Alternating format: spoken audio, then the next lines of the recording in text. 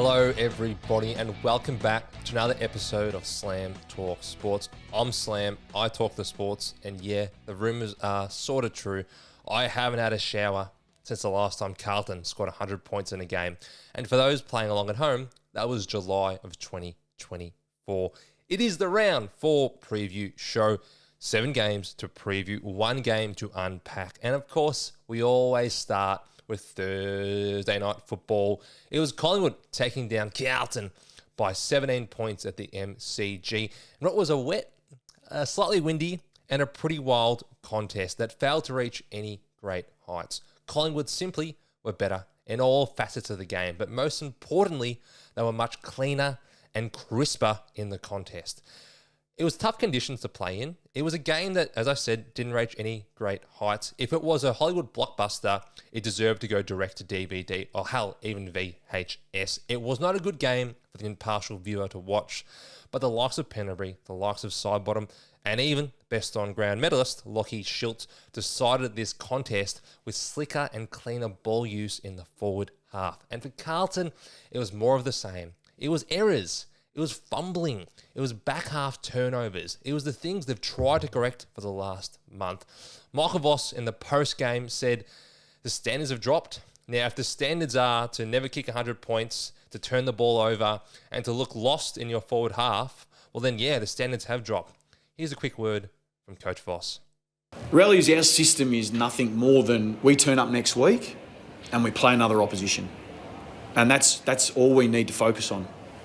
So the circumstances, how it's playing out, I'm more concerned about the standard, to be honest with you. That's right now, if you ask me, that's what I'm concerned about. So we've got to address that. Has there been a drop-off in standard from the first 3 weeks to tonight? Well, the standards around the ball, we weren't good enough. So, you saw it. So, you saw it, I saw it. We fumbled. They didn't. They absorbed pressure. We didn't. So it's pretty clear.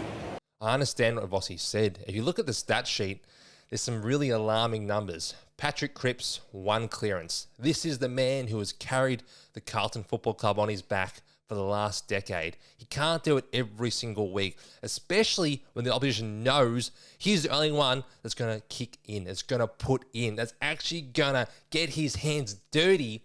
But when he doesn't do it, when he doesn't carry the side, there's no answer from him.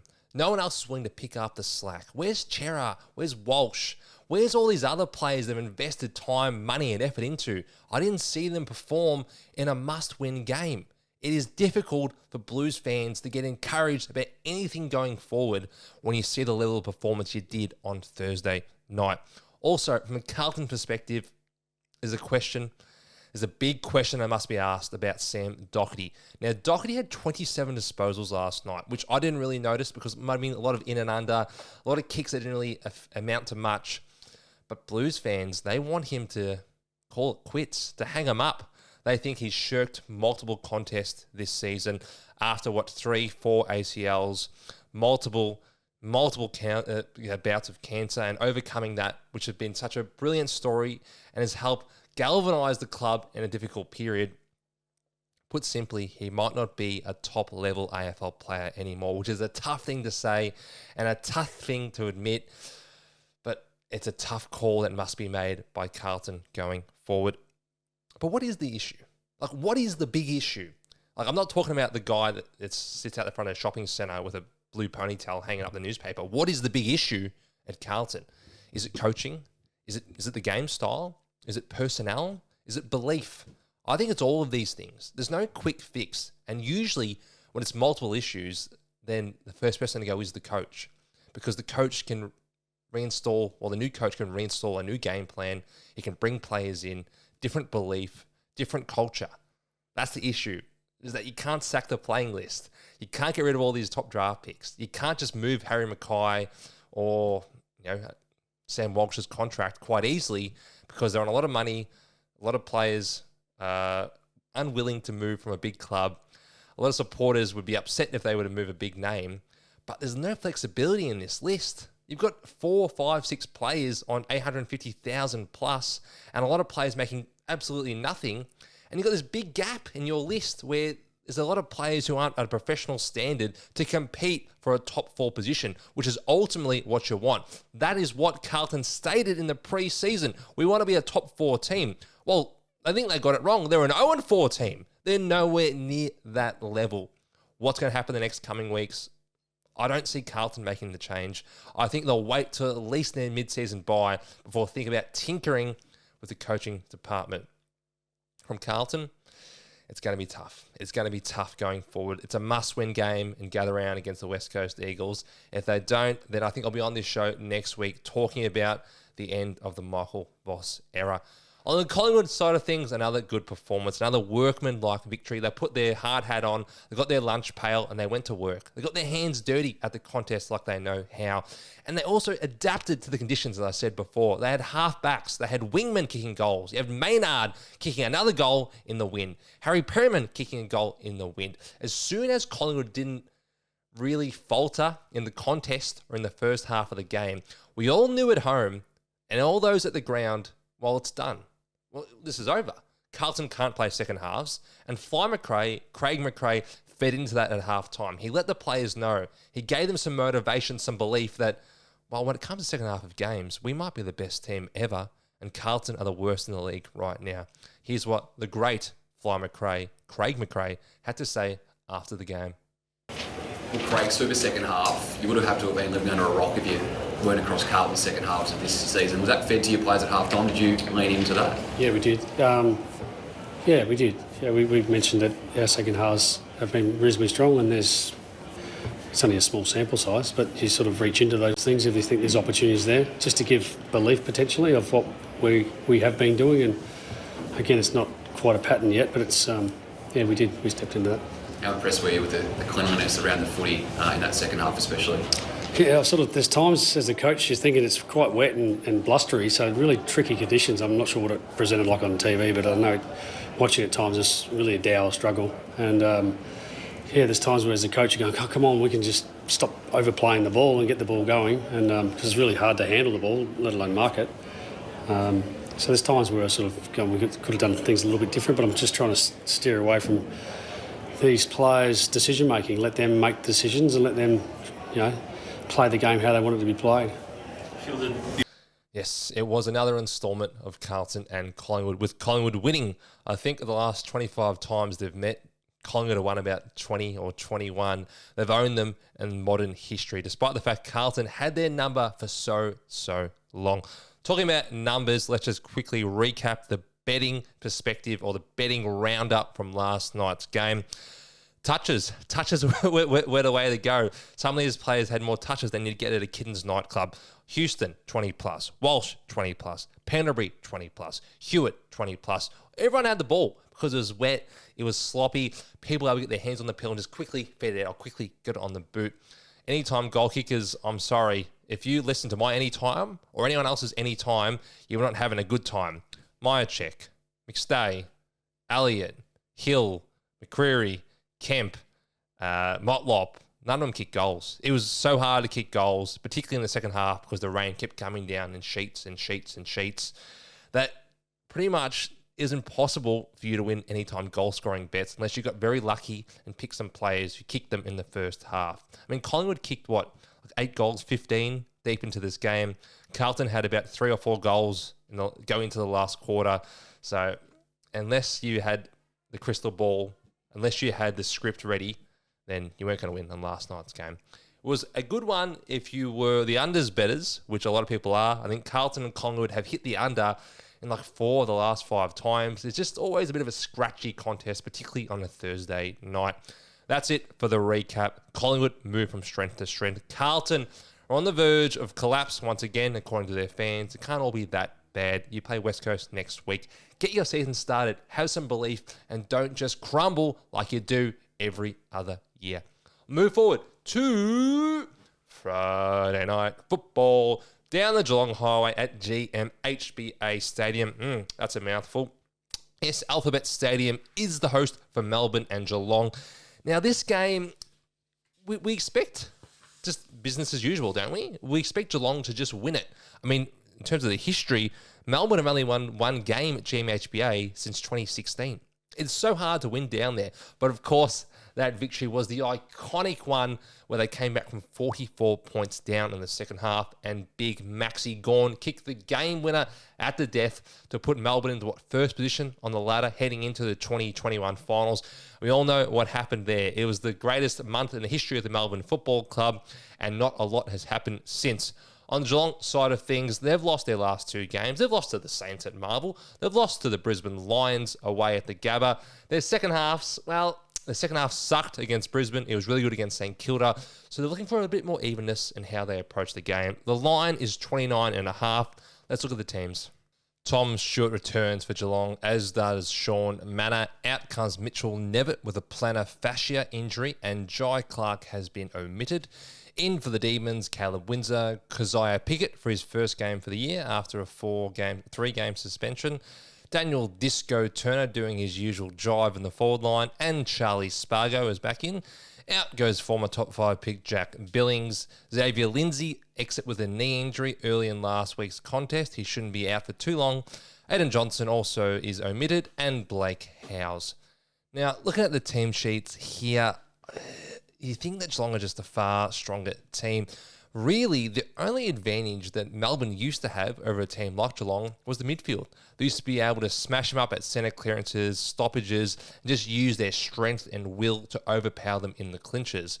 But based on what we've seen this season, that just won't be the case. I mean, Melbourne are the worst stoppage and clearance team in football. They've been bashed, brutalised and battered for the last 2 rounds by North Melbourne and the Gold Coast Suns. I mean, that's their strength.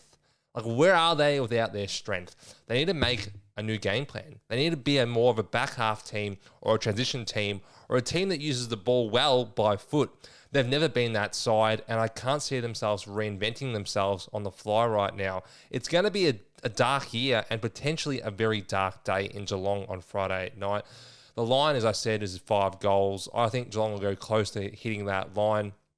From a betting side of things, 25 touches. Geelong have actually given up a lot of disposals this year. They gave up a lot to Brisbane last week. But unless you're picking on Oliver to have 30, which I'm not confident in, I wouldn't be betting many Ds to have touches. I mean, Oliver 25 at a decent price would be okay. Bailey Smith 25 at $1.35 plus would also be okay. Anytime goals, don't mind Brad Close, who's been pretty consistent, kicks a lot of goals down in Geelong. And from Melbourne, I don't mind Cade Chandler. He's kicked a goal pretty consistently this year. He kicked 1 last week, kicked 3 against North Melbourne, and had 25 touches. He's been one of the few shining lights from Melbourne's forward line this year, but they're an accurate forward line. They enter the ball pretty poorly. It's on your foot, it's on your knees, it's over your head. It's never on your chest at Melbourne. So I can't, with any confidence, pick them to have an anytime goal scorer, but Cade Chandler would be the one if I had to indulge myself in that sort of market. We'll move forward to Saturday early kickoff. So Saturday, 1:20 Melbourne time. We go all the way to Queensland to see the Gold Coast Suns take on the Adelaide Crows, a battle of the undefeated 2-3-0 sides. Let's pull up the teams for this one. Clearly, not many changes from these two sides. They're both travelling very well. Ben Ainsworth comes in for Nick Holman, who's been omitted. Luke Nankervis and Lockie Murphy come in for Josh Rochelle, who will miss 4 to 6 weeks with a cracked rib. Ow, ow, ow. That was a really bad one. And Matty Crouch has been managed for this contest. Wow, a lot of great players on these sides. You know that Gold Coast have a really tough time against Adelaide in the past. In fact, they've only won 4 of the 19 contests they've played against the Crows in their history, and it has been the Texan. Yes, it has been the moustached Texan Taylor Walker, who has dined out on the Gold Coast Suns with bags of 4, 5, 6, 4, 5 against them in the past. Now, this is an older Taylor Walker. This is a Taylor Walker that gets up the ground, that plays more as a high half forward, even a wingman at times, and delivers the ball beautifully and crisply under the chest of Riley Thilthorpe and Darcy Fogarty. So am I picking him to have 4 or 5 goals? No, not really. But any time at $1.25, that's pretty good value considering he's very unlikely to be subbed in this contest because he's got a great history against this side, and it should be a close contest, which hasn't been the case in every game for Adelaide so far this season. Betting advice in terms of disposals. Well, Matty Rowell is the best midfielder in the comp right now. The numbers are staggering. 25, 30, 35 touches, and it's uncontested touches, which really encourage me. If you watch Matt Rowell the past few seasons, particularly last season, he started like a house on fire. He dominated Richmond in the opening round. He had a lot of big games to start the year of 25, 26, 7 touches, high tackle numbers. But now, from a betting perspective, we love that he's getting the ball and he's getting it on the outside. The easy touches, which are beautiful for SuperCoach and beautiful for our bets. So Matt Rowell, 25 disposals, is about $1.28. I think that's pretty good value. I mean, who's going to stop him in this game? Adelaide aren't going to throw a tagger at him. They might use Jordan Dawson at stoppages. So Dawson played more of a negating role last week against North Melbourne. He's had 25 touches in the 5 previous games, including last year, Geordie Dawson. But he manned up on LDU. He manned up on Luke Parker. He wasn't the hit 2 player, if you watch a lot of that game. That was Saligo. That was Crouch. That was Rankin. So Dawson might play more of a negating role on Matty Rowell to stop him getting so much easy ball. But I still love Matt Rowell for 25 touches. Right now, he's the best midfielder in the AFL. Also, for disposals, you got to love Isaac Rankin. He's just a showman, and now he's racking up the pill. 20 touches for Rankin is easy. He's had 30, he's had 25. He doesn't play as a stay-at-home forward very often anymore. He goes forward through stoppages. He leaks forward. He gets out the back, gets out the front of stoppages. So he can get goals that way, but I like him for touches. I just think he's going to have an All-Australian year and the half-forward line or even in the midfield having 25 touches a game. You can get him for about $1.20 for 20 in this one. I think that is decent value against his old team as well. Anytime goals, I mentioned Taylor Walker at $1.25. I should also mention Ben Keys. Ben Keys right now is an All-Australian half-forward. He kicked a bag against the Bombers. He kicked 2 last week against North Melbourne, including the first of the game. Simply, in good conditions on the Gold Coast, he should get looks at goal, and he's been clinical so far this season. Who's my tip? In a game where the line is 6.5 points in the Gold Coast favour, I'm going to tip the Gold Coast Suns, who've started this year strongly. If they can win this game, they then play North Melbourne and Richmond in their next 2 contests. It's beautifully set up for them to be 5-0 and to finally make their way into the finals. They haven't looked this good, in my opinion, since 2014 when they started 6-2 and ultimately had their season ruined by Brent McCaffrey, that absolute who drove the shoulder of Gary Ablett Jr. into the turf, causing him to miss the rest of the season when he was a dead set certainty to win the Brownlow and take the Suns to the finals. I think the Suns win this contest. Moving forward to Richmond and Brisbane at the MCG. What time is this? If you're watching this at home, just tell me, shout it out, what time is this? Because I need to look at the AFL app. Because this time changes every bloody week. I don't know what the twilight kickoff time is anymore. It is 4:15. Okay, so we're set now. It is 4:15 going forward. They better not change it with me, okay? I'm looking at you, Andrew Dillon. Richmond, Brisbane. The line is 46.5 points. Do we see Richmond getting anywhere near it? We don't. We really don't. They lost by 80 points last week to St Kilda. They lost by, 70, 80 points to Port Adelaide in round 2, sorry. I just think good teams are going to carve up Richmond every single week. Anytime goal kickers, looking at Archie, you're looking at Rayner, you're looking at Bailey. As long as the rain stays away, then all these players should be getting involved and filling up their boots. Disposals-wise, I don't mind Lachie Neale. I don't mind Josh Dunkley. Richmond have given up the most touches in the league over the last 2 years. They simply can't get their hands on the pill. Their midfield isn't strong, particularly not against stars like Josh Dunkley and Lachie Neale. Even though the value is incredible, I do think they should both get 25 disposals, and I don't think they're sub-threats. If the game ballooned out to 70, 75 points, I'd be looking at more of the older players, or maybe even a ruckman or a forward. I mean, Dane Zorko has been brilliant this year, but is he a sub-threat in this game? Potentially. Let's quickly look at the teams to get more of an insight on who's playing where in this contest. I mean, look, the ins and outs, nothing to really talk about. Sam Banks comes in, Ryan Mansell comes out with a 3-game suspension, obviously. The big O, Oscar McInerney comes in, and TikTok Will McLaughlin also comes in for the Brisbane Lions. Darcy Fort is omitted, and Lohman the Showman has had a reoccurrence of that ankle injury, so it could potentially keep him out a little while longer. But I don't need to show the teams, really. I mean, there's a whole big talent imbalance here. You've got stars and premiership players all over the field for Brisbane, and you've got a bunch of 12-year-olds who were lucky to get a game at Avondale Heights. No, I'm just joking. These are all top draft picks. But in the AFL, they're going to get murdered most weeks. It's just the unfortunate reality of a team in a rebuild. Hey, Essendon will finally be there soon. We're year 2 of a 10-year rebuild, and we haven't admitted we're in one yet. Oh, happy days. I think the best bets would be for Lachie Neale, 25 touches, Josh Dunkley, 25 touches, and a couple of the Brisbane anytimes if the rain stays away. Brisbane should win by 50 points. I'd love to see it if Richmond could get a bit feisty and show some heart in what is their second home game of the year. And Richmond fans, where are you? You had 80,000 round 1 for a great win. Congratulations. Well done. You beat Carlton. You play Brisbane now. Are you going to have 50,000 people?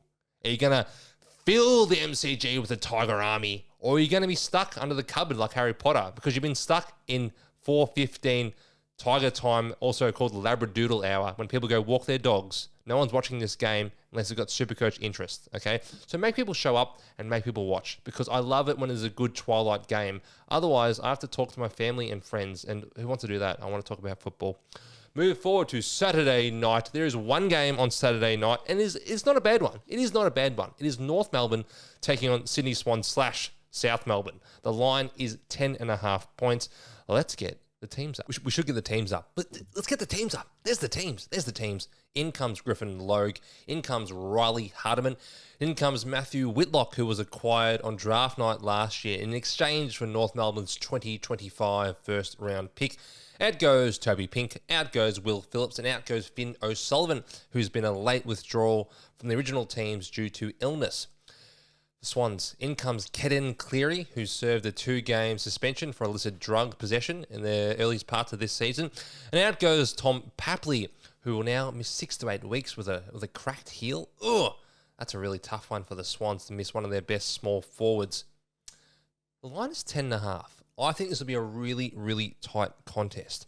Now, Sydney just got over the line against Fremantle 2 weeks ago, going into their bye, and it was thanks to some good kicking from Matthew Roberts and from my man Riley Bice, who is a must-trade option for SuperCoach this week at $113,000.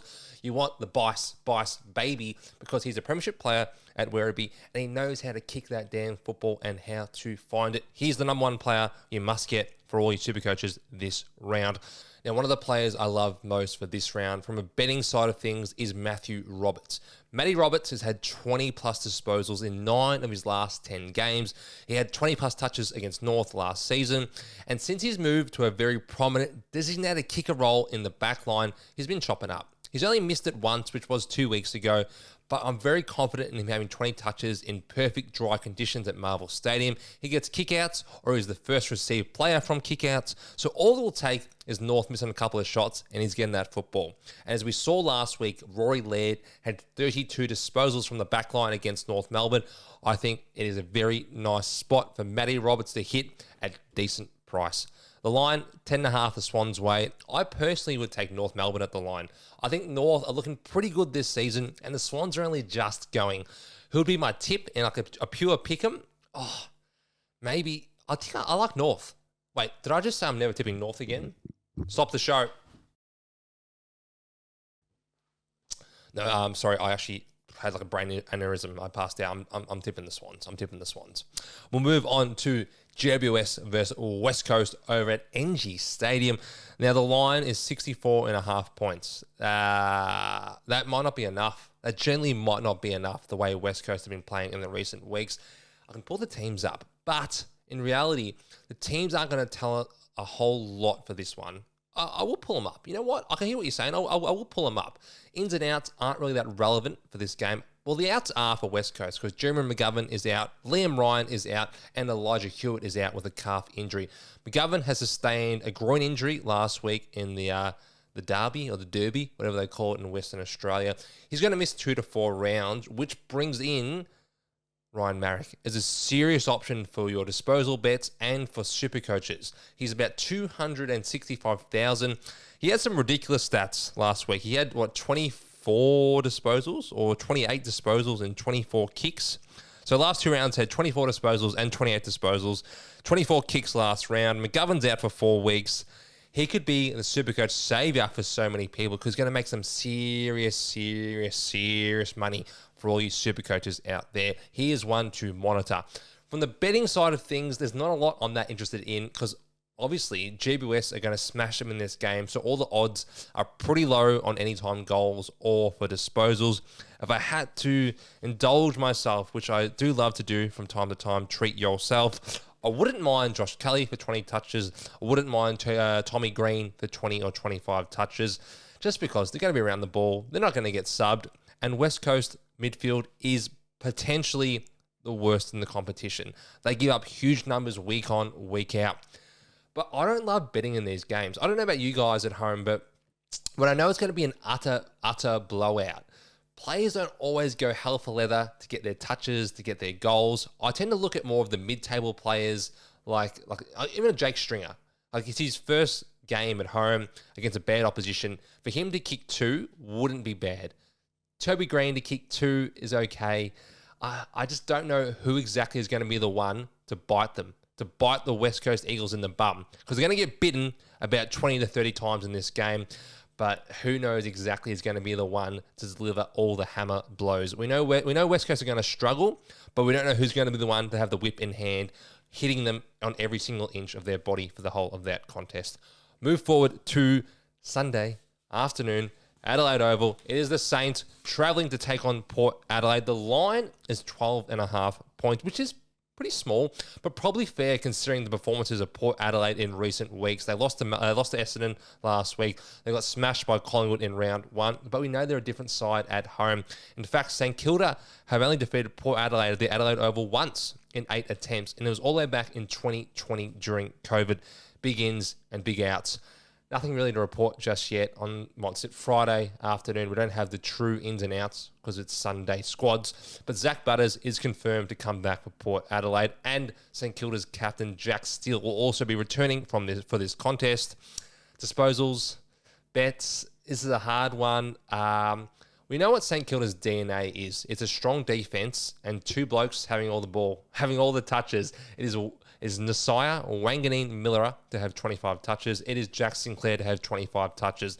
Sinclair had 40 last week against Richmond. Nasiah had, 29.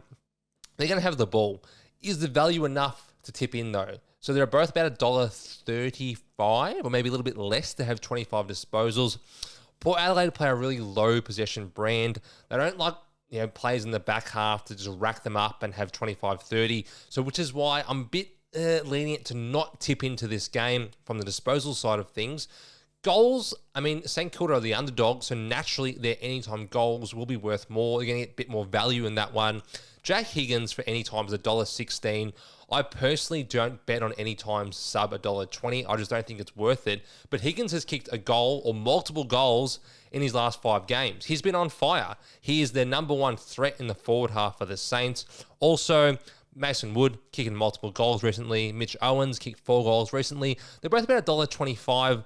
Those would be the 3 players I'd be playing if I wanted to get involved in anytime goals for the Saints. And Port, well, it's a bit of a raffle at the moment. It could be Darcy Byrne-Jones. It could be Sam Powell-Pepper. If you think Port Adelaide will win this game and they're going to kick 80 to 90 points, then those would be the 2 players I'd be interested from an anytime view. Finally, we go to Perth, as we always do. It's always Freo o'clock. It's Wharfie time. It's time to put our Superman capes on. It is Freo taking on Western Bulldogs. They're still Western Bulldogs. They're not Footscray anymore. They didn't do that for clicks to get more money in the gate against Collingwood. They're back to the Dogs. Okay, thanks, Dickie Knee. Yes, Western Bulldogs. Go to Perth. Take on Freo. The line is 7.5 points. Teams don't know too much at this stage. Still a little bit early on. We know that Sean Darcy is not healthy enough yet to play AFL. Neither is Hayden Young. Doggy side of things, no big ins expected. Both these sides won last week, so we can't see too many changes.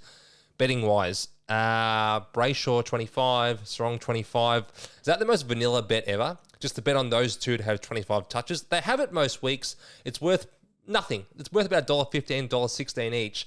But realistically, they hit 85% of the time. So if you want to bet on touches, it's those 2 guys. But until I see full teams, until we get closer to the game, I'm not that keen on betting on the late game in Perth. Just because Usually, I've lost all my money at this point. Or if I have all my money riding to the last leg, I have to watch it from behind the couch because I'm too frightened that another one of my multis will crumble in front of my face. Goals-wise, nothing really I love. I mean, Fremantle had Tracy kick bag last week. Amos kicked a couple of goals, but it's against West Coast. Like, we can't factor in West Coast as good data anymore. We just can't. They give up all the touches, they give up all the goals, and then the teams, their averages go right back down the following week. The Doggies' defense has been pretty miserly so far this season. Look, it's good to have Liam Jones back in the fold. You've had some good halfback run from Ballydale and from Bramble, so they haven't been giving up the ball cheaply in the back half. I just wouldn't be betting on these players. I'll be sticking to disposals. I wouldn't be worried about goals. Disposals, as I said, Brayshaw, Sarong for 25, Ballydale for 20 plus. He's been killing it off halfback. Freo should be giving a few touches to the halfbacks in this game. They're not going to tag Ballydale. I mean, surely not. I mean, Matthew Cottrell put a run with role with Ballydale last week. Why? Just why? You lost the game. Play against your opponent. Try and win the ball. And also, I like Tom Liberatore for 25 disposals. Libba's hit it in every single game this year. He's just a beast. No one's going to go to Libba. No one's ever going to tag Libba. And if they do, they can't. He's too strong. He's too wily. He's got good tats. And he serves a nice cold beer at the AVH. Would love to be a sponsor there. There you have it. Well, that's it. That's it for the preview. That's it for the wrap-up. That's it for everything. Wait, this isn't the wrap-up show? This is just the preview show? That's it for the preview. But one more thing. One more thing we have to talk about. It is the better big decision. Play the graphic. Play the music. Well, the big decision for this week is Bailey Humphrey or Ryan Marrick. Supercoaches, what are we doing out there? We can only get one. Most of us can only get one because I didn't get Bice last week. I didn't get Morales the week before because I don't get players before they're on the bubble. They need to play 2 games and I need to know they're playing before I invest a trade in them. Trades are like gold. You can't just be throwing them away, okay? So who do we get? Is it Bailey Humphrey or is it Ryan Marrick? They've both got similar break-evens. They're both a similar price. It's more, who do you think is going to be better for the next month? Because when a player's at this price, you need that instant gratification. You need to say, oh, you got nice eyes. Oh, you look good. Like, oh, I saw what you did on the weekend. You did a very good job. It's all about what they can do for you right now. Now, Humphrey has a softer matchups. I think personally, he's more positioned to be better for the next month. So he plays Adelaide this week, then plays North Melbourne at Gather Round, then plays Richmond after that. Those are 2 soft matchups. Adelaide's a tough one, but it is on the Gold Coast, where Gold Coast have traditionally played their best games. Ryan Marrick, well, this week West Coast go to NG Stadium to play the Giants, who are one of the favourites for the premiership. Now, that might necessarily be a bad thing, just because the ball could live in their back half, kick outs, easy disposals. He could easily have 25 touches this week and score 110 points, 115 points. Not worried about that. Next week against Carlton, will they put more attention into their defenders? Probably not. Will he run his own race? Probably. Carlton like to miss a lot of shots, but also their forward half game is so poor, the ball might not live there the same way it's going to live there on the weekend. I've got question marks over how good Carlton really are, so therefore Ryan Marrick's score might not be that high. And there's also the personnel thing. So McGovern went down mid-game. That's going to affect the scoring. That's going to probably put Marrick into a more prominent role last weekend. But now you've got a few ins and outs. Liam Baker's named on the half-back line. You potentially have another designated kicker coming in. What do they want to do with Jaden Hunt going forward? What do they want to do with their half-backs? Are they going to give the keys to the whole defense to Ryan Marrick? I don't know. I don't know if that's what they're going to do going forward. But in the short term, I think Marrick is going to score better for the next 2 weeks, just because McGovern is out for at least 2 weeks.